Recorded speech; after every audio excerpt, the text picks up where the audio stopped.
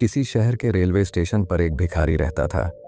वो वहां आने जाने वाली रेलगाड़ियों में बैठे यात्रियों से भीख मांगकर अपना पेट भरता था। एक दिन जब वह भीख मांग रहा था तो सूट बूट पहने एक लंबा सा व्यक्ति उसे दिखा। उसने सोचा कि यह व्यक्ति बहुत अमीर लगता है, इससे भीख मांगने पर यह मुझे ज़रूर अच्छे पैसे देगा। वह उस लंबे व्यक्ति से भीख मांगने लगा। भिखारी को देखकर उस लंबे व्यक्ति ने कहा, तुम हमेशा मांगते ही रहते हो, क्या कभी किसी को कुछ देते भी हो? भिखारी बोला, साहब मैं तो भिखारी हूं, हमेशा लोगों से मांगता ही रहता हूं। मेरी इतनी औकात कहाँ कि किसी को कुछ दे सकूं।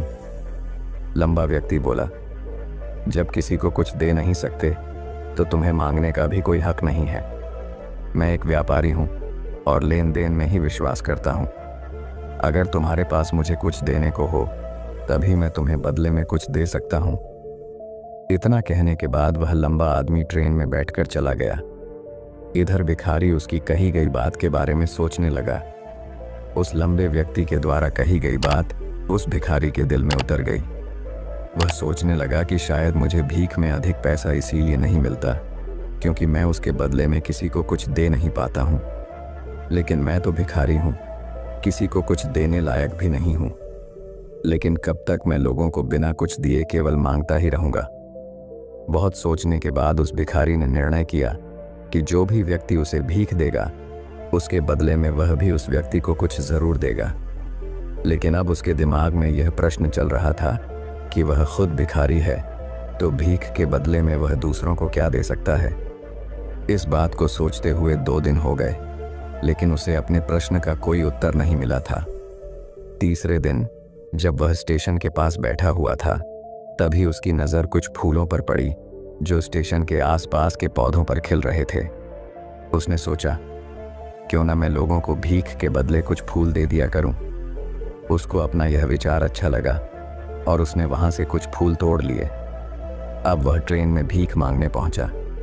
अब जब भी कोई उसे भीख देता तो उसके बदले में वह भीख देने वाले को कुछ फूल दे देता। उन फूलों को लोग खुश होकर अपने पास रख लेते थे। अब भिखारी रोज फूल तोड़ता और भीख के बदले में उन फूलों को लोगों में बांट देता था। कुछ ही दिनों में उसने महसूस किया कि अब उसे बहुत अधिक लोग भीख देने लगे हैं। वह स्टेशन के पास के सभी फूलों को तोड़ लाता था। जब तक उसके पास फूल रहते थे तब तक उसे बहुत से लोग भीख देते थे, लेकिन जब फूल बांटते बांटते ख़त्म हो जाते तो उसे भीख भी नहीं मिलती थी।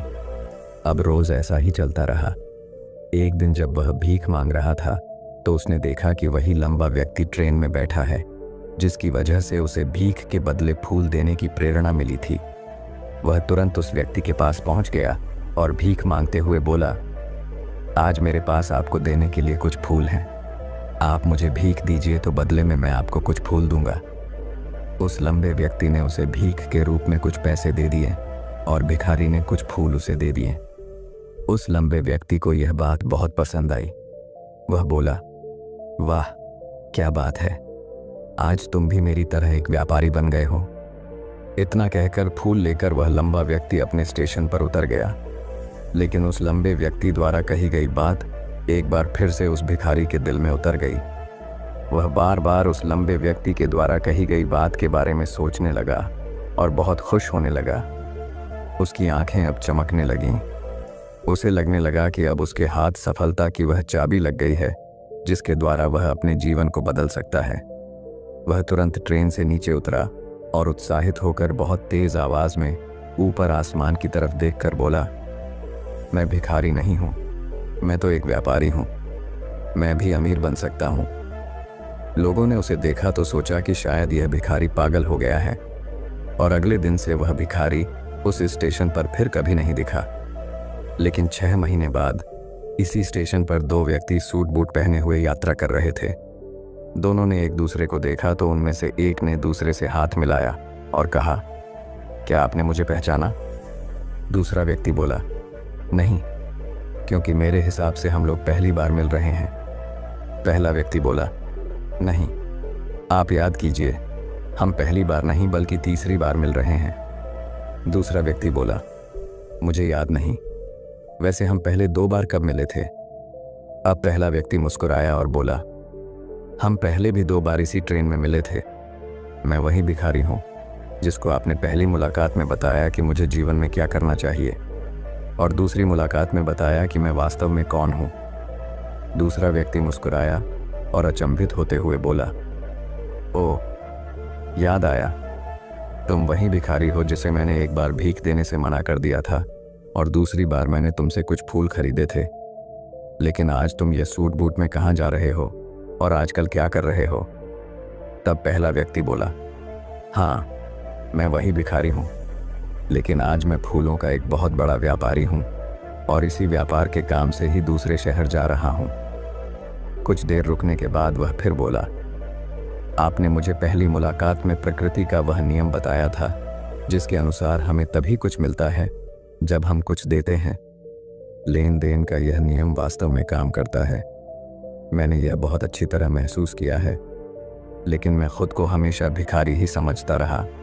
इससे ऊपर उठकर मैंने कभी सोचा ही नहीं। और जब आपसे मेरी दूसरी मुलाकात हुई तब आपने मुझे बताया कि मैं एक व्यापारी बन चुका हूँ। अब मैं समझ चुका था कि मैं वास्तव में एक भिखारी नहीं बल्कि व्यापारी बन चुका हूँ। मैंने समझ लिया था कि लोग मुझे इतनी भीख क्यों दे रहे हैं, क्योंकि वह मुझे भीख नहीं दे रहे थे बल्कि उन फूलों का मूल्य चुका रहे थे। सभी लोग मेरे फूल खरीद रहे थे क्योंकि इससे सस्ते फूल उन्हें कहाँ मिलते। मैं लोगों की नज़रों में एक छोटा व्यापारी था, लेकिन मैं अपनी नज़रों में एक भिखारी ही था। आपके बताने पर मुझे समझ आ गया कि मैं एक छोटा व्यापारी हूँ। मैंने ट्रेन में फूल बांटने से जो पैसे इकट्ठे किए थे उनसे बहुत से फूल खरीदे और फूलों का व्यापारी बन गया। यहाँ के लोगों को फूल बहुत पसंद है और उनकी इसी पसंद ने मुझे आज फूलों का एक बहुत बड़ा व्यापारी बना दिया। दोनों व्यापारी अब खुश थे और स्टेशन आने पर साथ उतरे और अपने अपने व्यापार की बात करते हुए आगे बढ़ गए। दोस्तों, इस कहानी से हमें बहुत कुछ सीखने को मिलता है। कहानी में लंबा व्यापारी गिव एंड टेक के नियम को बहुत अच्छी तरह जानता था। दुनिया के सभी बड़े व्यापारी इसी जीवन के नियम का उपयोग करके सफल हुए हैं। इस फॉर्मूले को उसने भिखारी को भी बताया। भिखारी ने इस प्राकृतिक नियम को अपना लिया और इसका असर उसके जीवन में साफ दिखाई देने लगा। उसने अपनी सोच बदली और उसकी जिंदगी बदल गई। यह कहानी हमें बताती है कि हम यदि अपनी सोच बदल लें तो कुछ भी हासिल किया जा सकता है। यदि हम खुद को छोटा समझते रहेंगे तो हम हमेशा छोटे ही बने रहेंगे। बड़ा बनने के लिए हमें अपनी सोच को बदलना होगा और खुद के बारे में बड़ा सोचना होगा। कहानी का सार यह है कि सफलता आपकी सोच में छुपी होती है।